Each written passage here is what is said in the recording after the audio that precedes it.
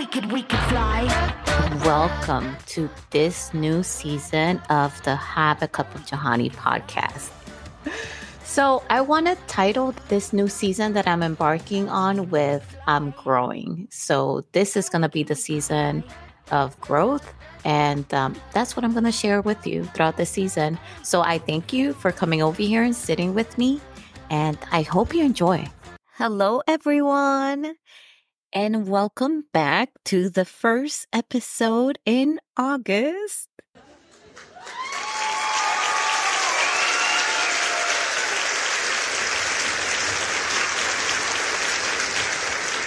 We are diving into a topic that affects us all. And you may have heard the teaser that I published previously to let you all know what we're going to dive into for the month of August. Nevertheless, here I am repeating it to you. And what we're talking about is just all the many ways that we sabotage ourselves when we communicate. Like, have you ever found yourself in a conversation where you just couldn't say what you meant? Or maybe you avoided a topic because you feared embarrassment or confrontation whenever you bring this subject along. If you're nodding and this is resonating with you, this episode right here, peeps, this is for you. Are you ready?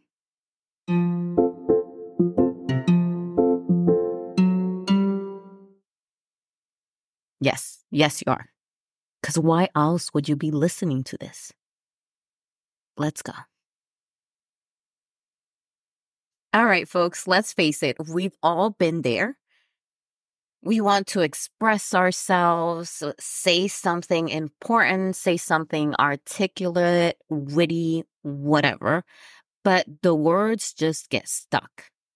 Or we end up saying something completely different than what we mean. We end up nodding along when it should be a shaking of the head, right? And this miscommunication often stems from fear. And you have heard me talk about this fear time and time again. And you know that these are fears that are very personal to me and fears that are humanistic. We all carry them. We carry more than just these two that I'm about to mention, which is fear of embarrassment or confrontation. But I am honing in on these two just because I believe from my experience that these are the two that tag along on my shoulders and prevent me from communicating and engaging honestly, fully and truly with whoever I'm talking to. So let's dive into fear of embarrassment. We've all experienced that sinking feeling when we're about to say something personal or significant, and you feel it in your gut. And it's like this dread coming up, and you know it's like it's going to make you feel so embarrassing. And that's a powerful thing to feel. It's a powerful force that can lead us to shut down or deflect, get defensive, rather than communicating openly. I'm laughing because I remember being in high school and, it's like, this is sad. I don't know why I'm laughing, but it's sad, right? So everyone was saying out loud their home address. It was something, I don't know why the teacher was asking for this in an open forum like that. Back in the day, I mean, it wasn't that much awareness of certain things, stigmas and things of that nature. And I say my address and somebody just blurts out for the whole class to hear. And he was like, "Oh, you live in the projects." Mind you, my sister and I used to walk miles, I mean miles, so we can go to the school that was not in the projects. So that way we can get better education. We didn't know at the time how home taxes play a big role in how well the schools are furnished, right? And afforded all these things. And teachers paid a little bit better. So that way they're more apt to have a good attitude and put forth a better effort. We didn't know any of that. We just was like, yeah, the school outside of the projects is better. So let's go to that one. When I gave that address, it just left me open to that kind of judgment. And then that prompted me to lie about my address and not have that honesty whenever that question will come about, because then I fear the looks, I fear the criticism, I fear the judgment that will come. So for me, that fear of embarrassment back then stopped me from engaging in that conversation. So whenever I laugh about it now, right? But back then, as a child, this was real to me. This was a fear that I carried and that I tried to avoid whenever someone will ask me for my address or whenever I felt like somebody would look at any kind of slip that will have my address in there. And I will have this fear that they will say anything that was on that slip out loud, because then I will fear the ridicule of my classmates about where I lived. You can just imagine kids that are unhoused having this kind of fear, which then will prompt them to engage in conversations around that subject differently. I'm not saying here that having the fear makes you a bad person or that lying or avoiding certain subjects make you a bad person. As you can see, this is more intricate, more nuanced than just that. Nothing in life really is black and white like that, where it's like, oh, you don't have honest conversations, therefore you're a liar, therefore you're a bad person. There are things in there that with self-awareness and some self-work, we can go through and work out and identify so that way we can become better communicators. This is just an example that I'm sharing with you so y'all can see how that fear of embarrassment can reflect in our conversations and make them unproductive in some instances. And I'm pretty sure you can think of any other things that you may have felt embarrassed about and that you didn't want to talk about in public. Fast forward to my college years, and I was going through a nursing degree.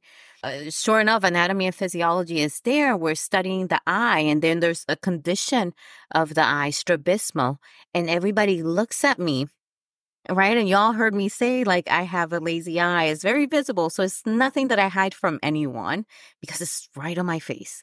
But believe it or not, it took me many years to get to that point of, you know what? I don't care. I am who I am. I look how I look. Leave it. Love it, whatever. I'm going to love myself regardless. It took me a lot. So in college, when the subject was mentioning, the professor just stood up and started talking about it. Just imagine my entire body, I felt like it melted to the floor. And everybody looked at me because, I'm always like the only one with this condition everywhere I go. I think maybe once or twice in my entire lifetime have I been with another person that has a similar condition as mine. And of course, everybody looks at me and then I'm like paralyzed in shock. And then I hear a murmur saying, oh, that's what she has. And I don't know what, like, God bless young Johanny back in the day. My voice was shaky. I was so nervous. Just imagine that all eyes on me. I still get a little nervous when all eyes on me, but back then it was worse. It was terrifying.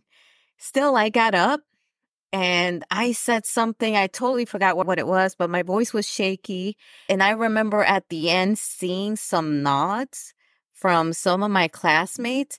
And I think probably a bit of pride and one or two eyeballs staring my way, and that right there, folks, that helped me when it comes to that, to my condition and presenting myself truthfully and honestly with other people that I meet and with other people that have a question about it without trying to ridicule me, it helped me to kind of like gain that confidence to do that. And we're going to talk about that on tips and tricks that we can do.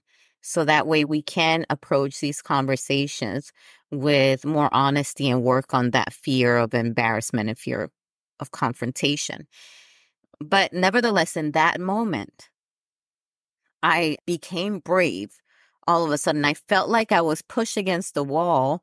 No one else was there with a lazy eye. Obviously, they were talking about me. Obviously, I needed to say something, and I did it. It was sink or swim, do or die.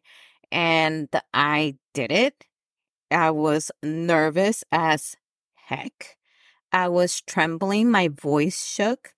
But I stood up and I explained my condition and how I can still function in life and things of that nature. Like I said, I totally forgot what I said.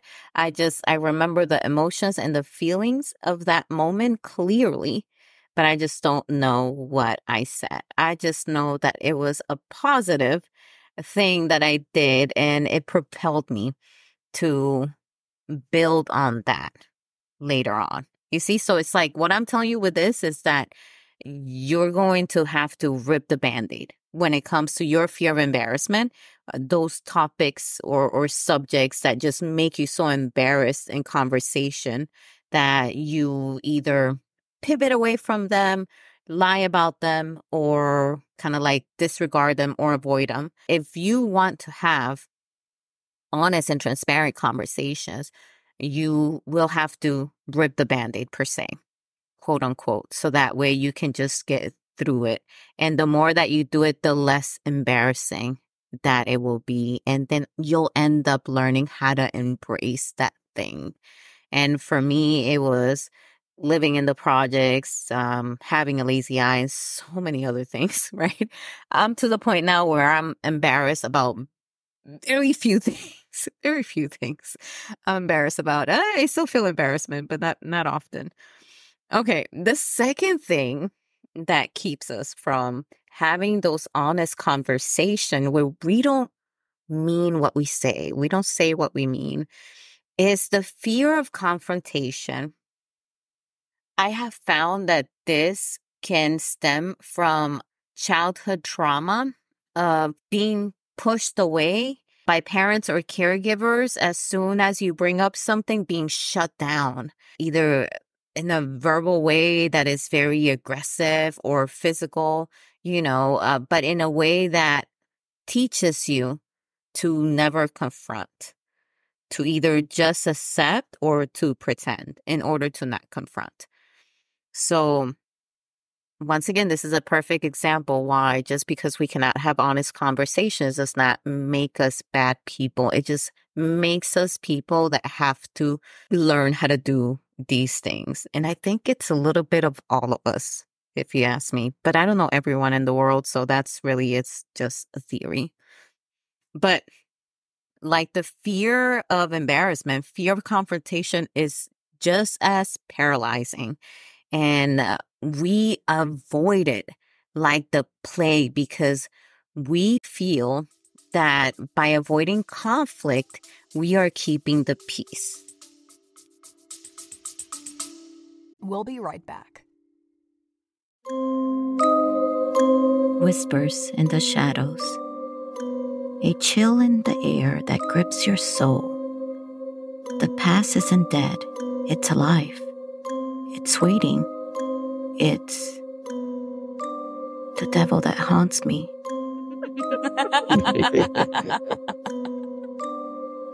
From the mind of J.E. Ortega comes a tale so chilling, it blurs the lines between vengeance and redemption, reality and nightmares.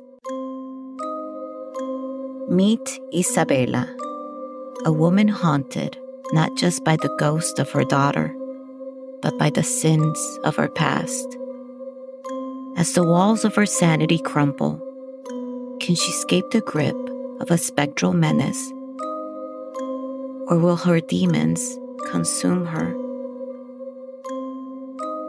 dive into a world where every page crackles with suspense, where every chapter peels back the layers of a curse so profound it echoes through generations. The Devil That Haunts Me isn't just a story, it's an experience, a journey through the darkest corridors of the human heart.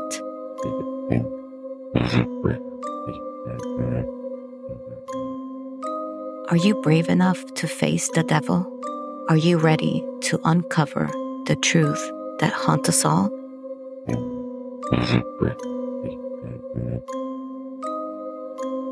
Find out in The Devil That Haunts Me, available wherever books are sold.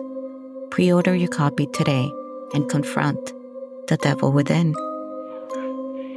El diablo te espera.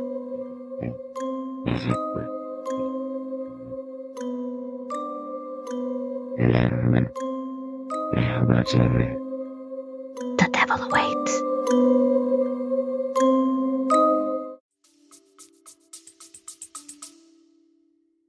However,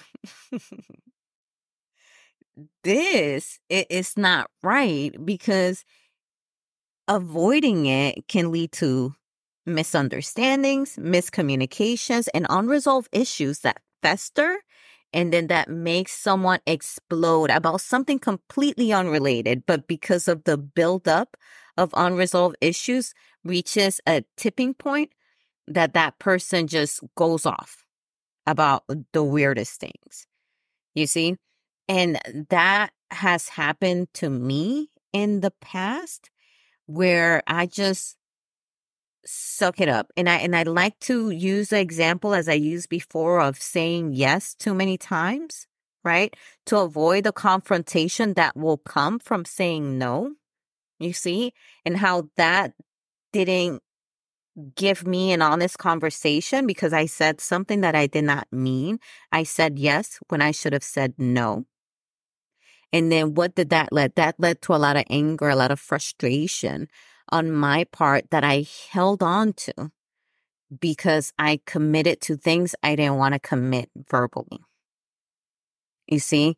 So this happens. This happens. And when we don't say what we mean, it prevents us from engaging honestly and authentically with others. So you see, so me saying yes paints the wrong picture to people that I like all those things that I'm saying yes to. And if I continue on that path, then that means that I will continue to be getting invited to these things that I don't really want to go to.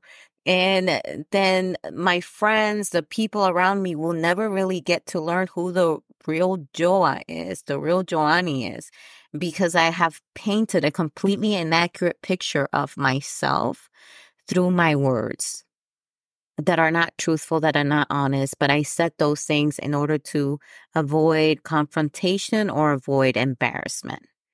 You see, so it becomes a bigger issue then. And this lack of transparency can just take away it. It erodes the trust and creates barriers in our relationships, both personal and professional. It's hard. That's something that I'm going through right now at work. And it's hard to trust when people come to me and don't say what they mean. And then things get around, and it comes back to me. And it's like, well, that's not what that person said.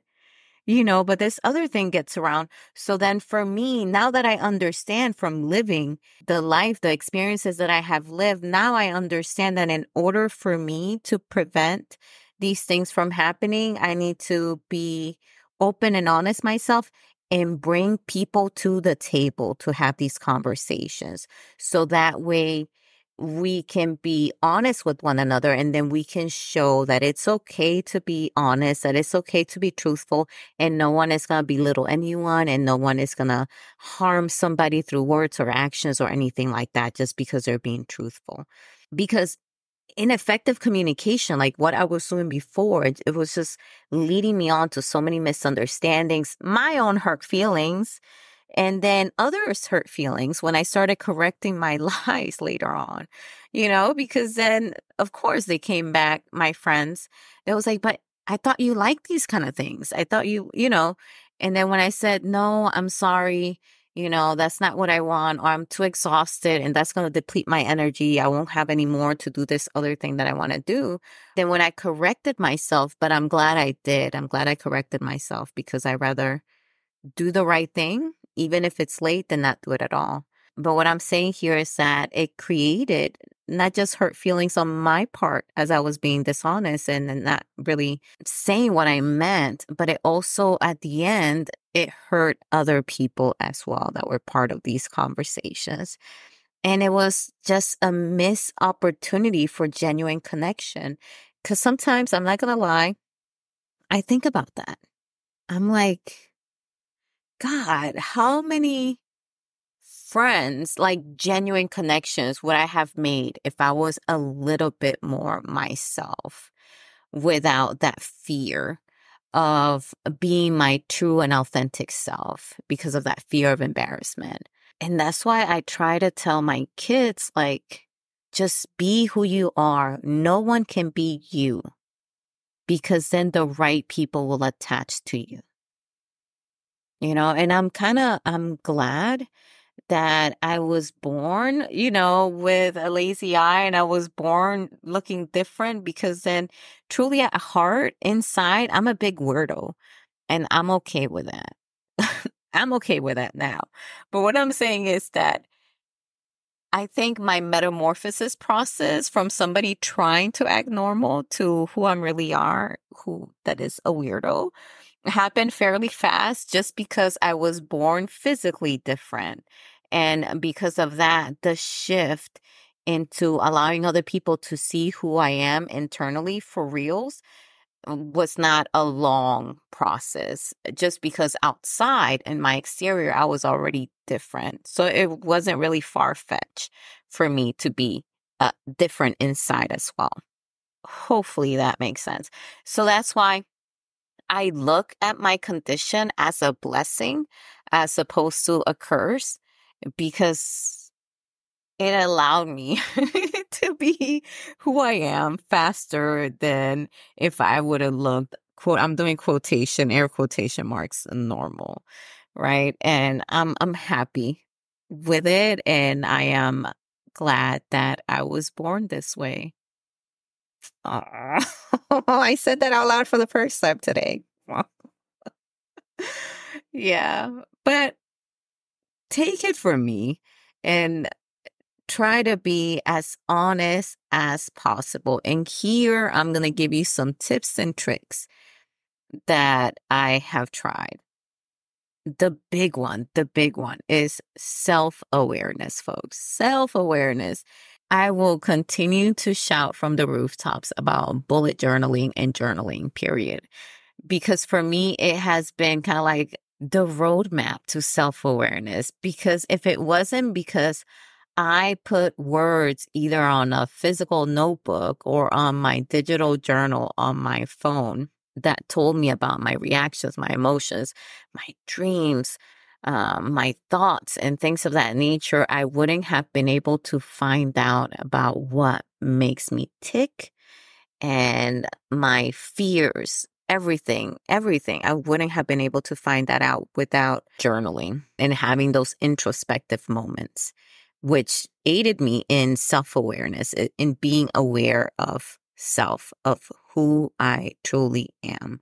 Once I learn about me, then it's easier for me to love that. And from that love comes confidence, not cockiness. You see what I'm saying? So cockiness is more like a defensive thing that we do to make other people love us or look at us in a certain way, right? But when it comes to self-love, which stems from self-awareness, it is that hug that we give ourselves. The good, the bad, the ugly, the pretty, whatever, everything that is us, right? That's when we give it a big hug. And we don't care how other people feel about that. We don't care how they may look at us. You know why? Because we love ourselves already. And that's enough.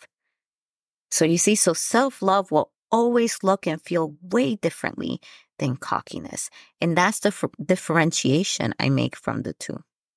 Okay, but self-awareness is key. It will lead to self-love, which it will lead to confidence. The next strategy that I have for you is just to practice honesty. Practice it. Practice it in something so small. So small. You'll be surprised the things that we lie about. I told my stepdaughter not too long ago, we don't need to lie about a sauce. She took a sauce and then she grabbed it and then she wanted to take an extra one. I was like, oh, you want another sauce? Oh, no. I gave it to my brother. I was like, sweetie, we don't need to lie about sauces. That's like, there's plenty. We can also go get another one if you want. So practice is small. Start small. Start at low stakes. So that way you can build confidence from there and start being more honest with other things. The next nugget that I will give you is to seek clarity. I do that quite often now, just because I understand what it is to feel embarrassed and to hide certain things. And I know what it is to feel non-confrontational and trying to avoid things in conversation.